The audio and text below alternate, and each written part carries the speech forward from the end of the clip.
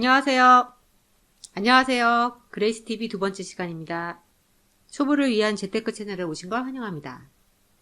오늘의 주제는 채권이 적금보다 좋은 이유입니다. 좋은 이유 몇 가지나 될까요? 맞추시는 분한테는 제가 스벅 커피 쏘겠습니다. 첫 번째, 일거양득. 적금은 고정이자 소득만 받을 수 있지만 채권은 고정 이율에 채권 매매 차익까지 두 가지 혜택을 보실 수 있습니다. 즉, 내가 샀을 때 채권의 금리보다 내가 팔 때 채권의 시중 금리가 내려간다면 내가 샀던 채권의 몸값이 올라가겠죠? 따라서 내가 산 채권 가격이 올라가고 매매 차익을 보실 수 있습니다. 반대로 금리가 인상되는 분위기라면 단기 채권을 택하시면 됩니다. 두 번째, 차별화된 세제 혜택. 적금의 이자 소득은 잘 아시다시피 15.4%를 뗍니다.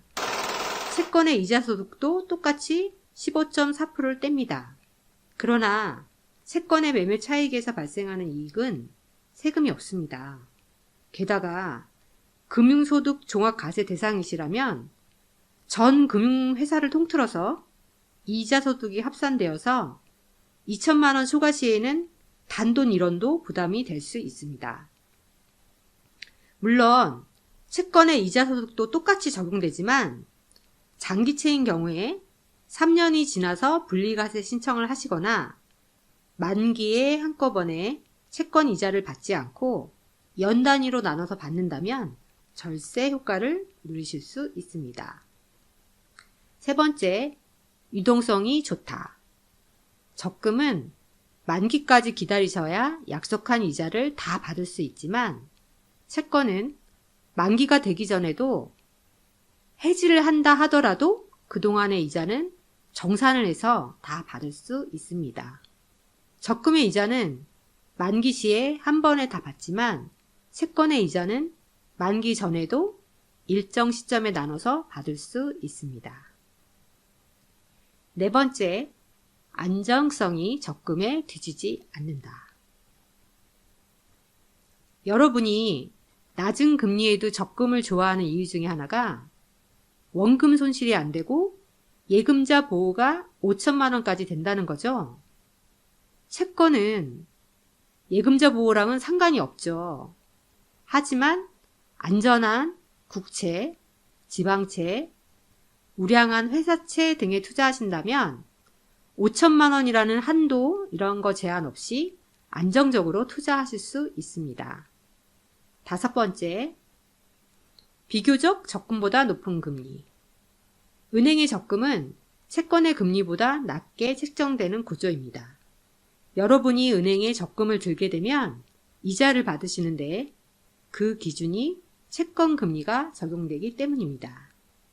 3%의 채권 이자가 나온다면 은행은 여러분에게 그보다 더 낮은 적금 이자를 주고 마진을 챙기겠죠?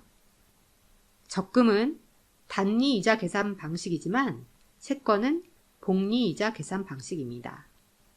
적금은 단리 이자로 실제 금리는 명목상의 적금이율보다 더 낮습니다.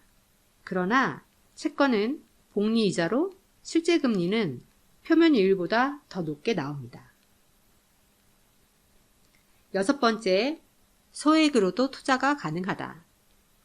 채권도 목돈이 없다면 직접 투자가 힘드시죠?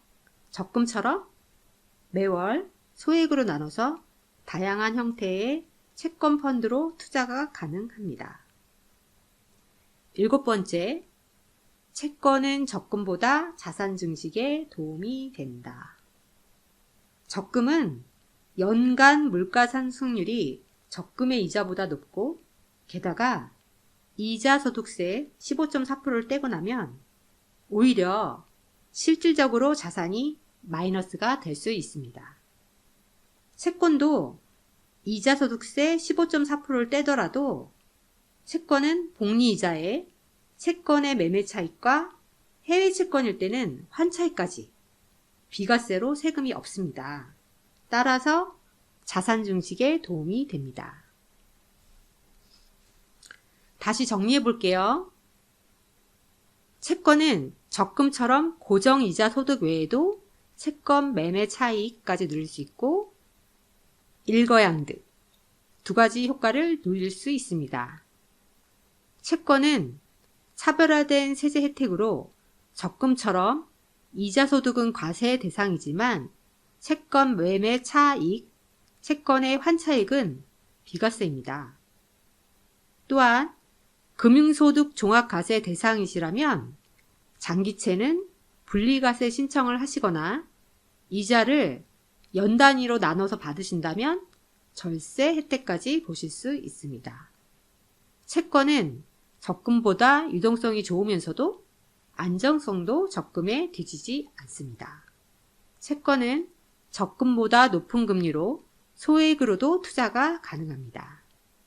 마지막으로 채권은 적금보다 자산 증식에 도움이 됩니다. 채권이 적금보다 좋은 이유 참 많죠?